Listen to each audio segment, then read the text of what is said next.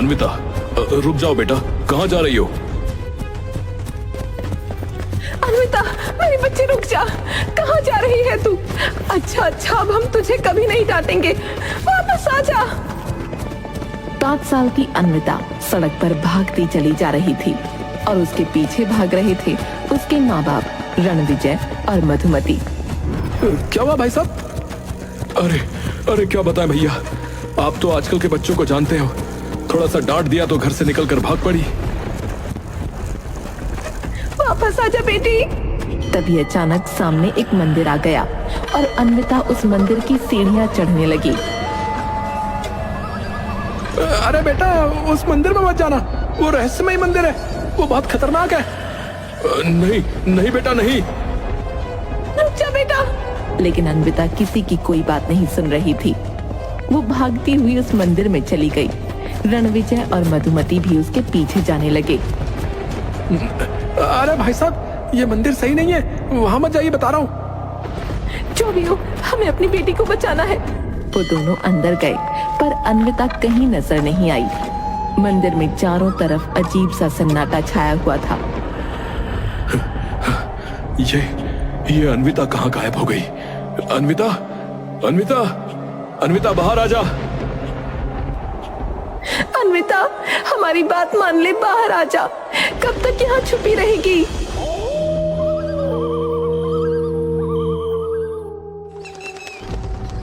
पूरी रात निकल गई और सुबह हो गई पर अन्विता का कोई अता पता नहीं चला। सबने कहा कि ये रहस्यमय मंदिर अन्विता को निगल गया है क्योंकि इसका कोई और एंट्री या एग्जिट गेट नहीं है। शायद ये लोग सही कह रहे हैं, मैंने भी इस मंदिर के बारे में बहुत सुना है। ये मंदिर सचमुच रहस्यमयी है। हमारी अन्विता अब नहीं रही। चलिए। अन्विता को छोड़कर कैसे? मैं आपकी बात समझ रही हूँ पर अब कोई फायदा नहीं है। रणविजय हार मानकर लौट गया।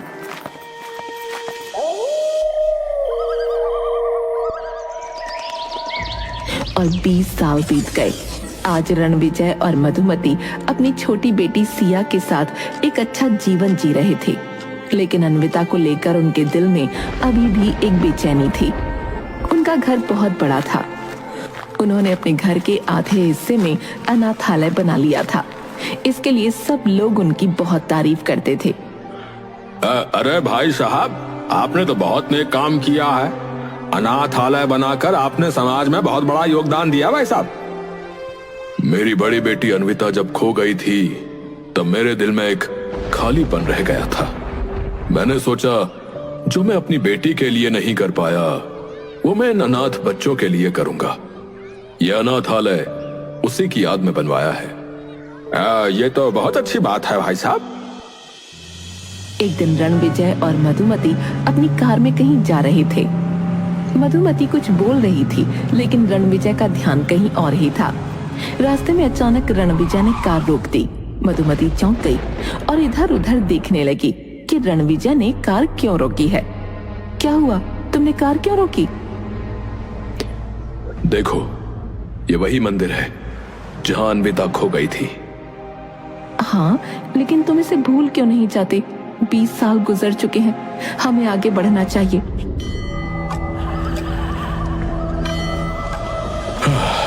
मैं जानता हूं मधुमती, पर न जाने क्यों मुझे ऐसा लगता है कि इस मंदिर के अंदर अभी भी कुछ रहस्य छिपा है।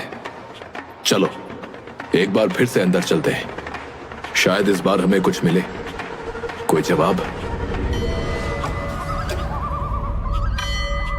रणविजय, तुम इस बारे में बहुत ज्यादा सोचते हो। हमें इस बात को पीछे छोड़ देना चाहिए। अन्विता को खोए हुए 20 साल हो गए हैं। क्या तुम्हें नहीं लगता कि अब आगे बढ़ने का समय आ गया है? तुम ठीक कहती हो, लेकिन क्या पता हमें उस दिन कुछ नजर न आया हो जो आज दिखाई दे जाए। क्या तुम मेरे साथ चलोगी? ये सरासर जुनून है। प्लीज मेरी बात मानो, चलो यहाँ से। अब बस एक बार मधुमती। नहीं, अब नहीं, बहुत हो चुका। चलो यहाँ से, वरना मैं अकेले चली जाऊंगी। मजबूरन रणविजय को वापस जाना ही पड़ा।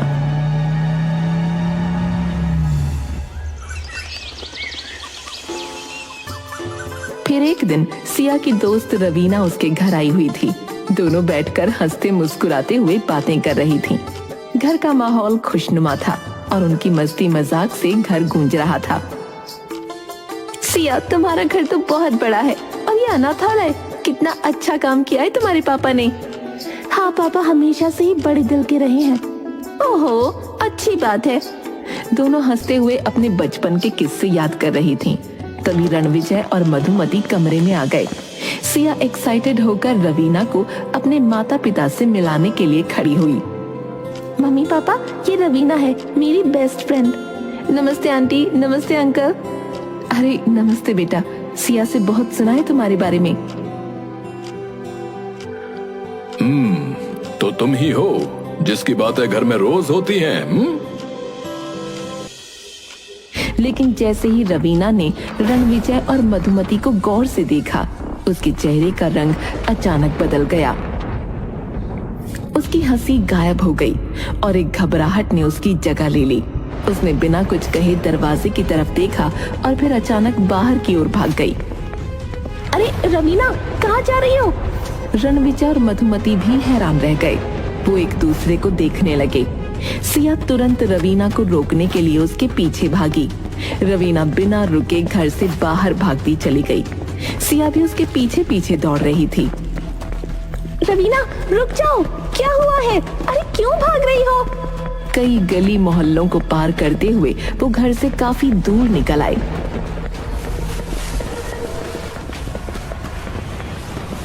सिया ने आखिरकार रवीना को एक सुनसान जगह पर रोक लिया।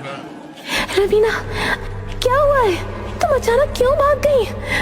रवीना के चेहरे पर डर और घबराहट साफ झलक रही थी। वो कुछ देर तक चुप रही और फिर बोली, सिया, जो मैं कहने वाली हूँ वो तुम किसी से नहीं कहोगी, वादा करो। क्या बात है रवीना, मैं वादा करती हूँ, तुम बताओ तो सही। सिया, मैं रवीना नहीं हूँ, मेरा असली नाम अन्विता है। वही अन्विता जो बचपन में उस रहस्यमय मंदिर में खो गई थी। सिया ये सुनकर चौंक गई। उसकी आंखों में हैरानी और खुशी के आंसू एक साथ झलक आए। क्या तुम अन्विता हो? लेकिन तुम बची कैसे और तुम घर से क्यों भाग रही हो? मैं इस घर को भूल गई थी, इसलिए यहाँ चली आई, मुझसे गलती हो गई।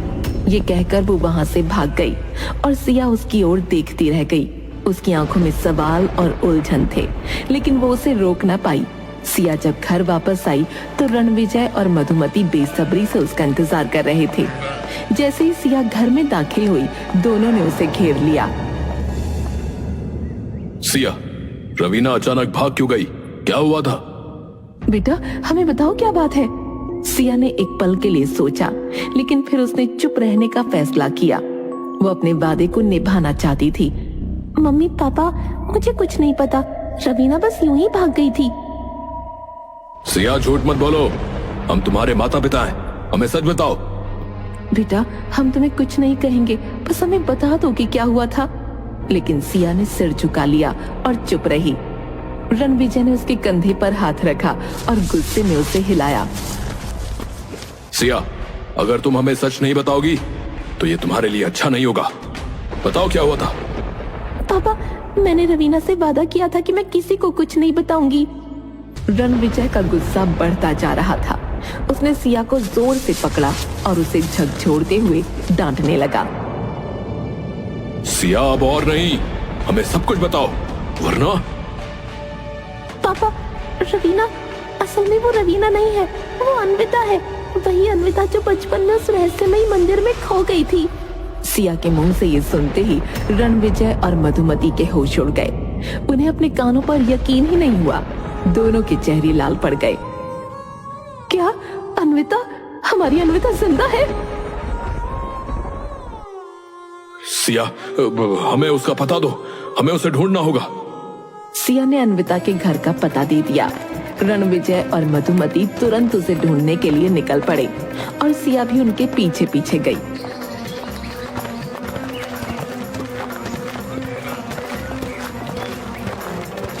लेकिन जब वो वहां पहुंचे तो दरवाजे पर ताला लगा मिला। उन्होंने आसपास के लोगों से पूछा तो एक आदमी ने बताया, हाँ, ये पुजारी जी का घर है। वो लोग थोड़ी देर पहले ही यहाँ से निकले हैं, बैग लेकर। लगता है कहीं जाने की तैयारी कर रहे थे। ये सुनकर रणविजय और मधुमती ने जल्दबाजी में रेलवे स्टेशन की ओर दौड़ लगा दी। सिया भी उनके साथ चली गई। उन्होंने स्टेशन पर बहुत तलाश की, पर उन्हें वहां कोई नहीं मिला। इसके बाद वो बस स्टॉप की ओर चले गए। वहां पहुंचते ही उनकी नजर अन्विता पर पड़ी, जो एक पुजारी के साथ खड़ी थी। अन्विता, कहाँ जा रही हो तुम? ओह माय गॉड, ये लोग यहाँ। उन लोगों को आता देख अन्विता और पुजारी तेजी से वहां से भाग निकले। रणविजय और उसके परिवार ने उनका पीछा जारी रखा और भागते भागते वो लोग एक बार फिर उसी रहस्यमयी मंदिर में पहुंच गए। लौट घूमकर आखिर हम वहीं आ गए। अन्विता और पुजारी मंदिर के अंदर गए और देखते ही देखते गायब हो गए। रणविजय, मधुमती और सिया भी मंदिर के अंदर पहुंचे। रणविजय अचानक जोर जोर से चिल्लाने लगा, अन्विता, बाहर आजा। इस बार मैं तुझे नहीं जाने दूंगा। सुन रही है तू? सिया अपने पिता के इस बर्ताव से हैरान रह गई। उसे समझ नहीं आ रहा था कि उसके पिता अपनी बेटी से इस तरह एक दुश्मन की तरह क्यों बोल रहे हैं। पापा, आप इस तरह क्यों बोल रहे हैं? वो तो आपकी बेटी है, फिर आप?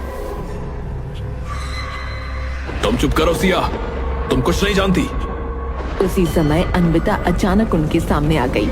उसके चेहरे पर अब डर नहीं था। पुजारी उसे रोकने की कोशिश कर रहा था, लेकिन वो नहीं रुकी। रुक जा मेरी बच्ची, रुक जा। नहीं, अब बहुत हो गया। मैं बहुत भागने की कोशिश कर चुकी हूँ, लेकिन अब और नहीं।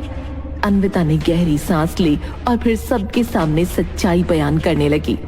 उसने बताया कि वो लोग उसके माता पिता नहीं बल्कि चाचा चाची हैं और वो बचपन में रणविजय और मधुमती से डरकर नहीं भागी थी, बल्कि इसलिए भागी थी क्योंकि ये लोग उससे जबरदस्ती उसकी प्रॉपर्टी के पेपर्स पर साइन करवाना चाहते थे। मुझे अपने माता पिता के मरने के बाद पता चला कि ये लोग मेरी प्रॉपर्टी हड़पने के लिए मुझसे दस्तखत करवाना चाहते थे। ये लोग ही मेरे माता पिता की हत्या के पीछे थे, जिसे दुनिया ने एक एक्सीडेंटल मौत समझा। और हाँ, वसीयत में लिखा था कि अगर मैं मर गई तो वो प्रॉपर्टी चैरिटी में चली जाएगी। इसलिए इन लोगों का प्लान ये था कि प्रॉपर्टी अपने नाम करवा के मुझे भी मार देना चाहते थे। जब मैं गायब हो गई तो इन्होंने मेरी प्रॉपर्टी पर अनाथालय बना दिया, जिसे दुनिया इनकी चैरिटी समझती है। वो असल में इनकी मजबूरी है। ये सुनते ही रणविजय और मधुमती के चेहरे का रंग उड़ गया। सिया के मन में भी अपने माता पिता के प्रति गुस्सा भर गया। उसने अपने माता पिता की ओर गुस्से से देखा और बोली, पापा, मम्मी, क्या ये सच है? आप लोगों ने ये क्यों किया? तो चुप रह सिया। तू इतने सालों से कहाँ गायब थी? क्या हुआ था उस दिन? जब मैं उस दिन यहाँ आई थी तो मुझे पुजारी जी मिले। उन्होंने मुझे इस मंदिर के खुफिया तहखाने में छिपा लिया। ये मंदिर अपनी रहस्यमयी कहानियों के लिए मशहूर था, इसलिए लोगों ने मान लिया कि मंदिर मुझे निगल चुका है, लेकिन असल में इस मंदिर में ऐसा कुछ भी नहीं है। भगवान की कृपा थी कि उस दौरान मैं यहाँ पूजा करने आता था। इतना सुनते ही रणविजय का चेहरा तमतमा गया।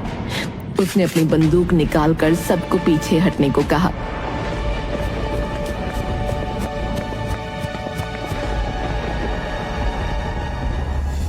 मैंने इस दिन का बहुत वेट किया है, अब और नहीं। पुजारी, पीछे हट जा वरना जान से जाएगा। मेरी बेटी को छोड़ दो, मेरी बच्ची को छोड़ दो। रणविजय बाहर जाने की कोशिश कर ही रहा था कि तभी एक तेज हवा का झोंका आया और वो अंदर की तरफ गिर पड़ा। अन्विता भी लड़खड़ाकर एक किनारे गिर गई। उसी समय मंदिर की एक मूर्ति के हाथ से त्रिशूल अचानक बाहर निकला।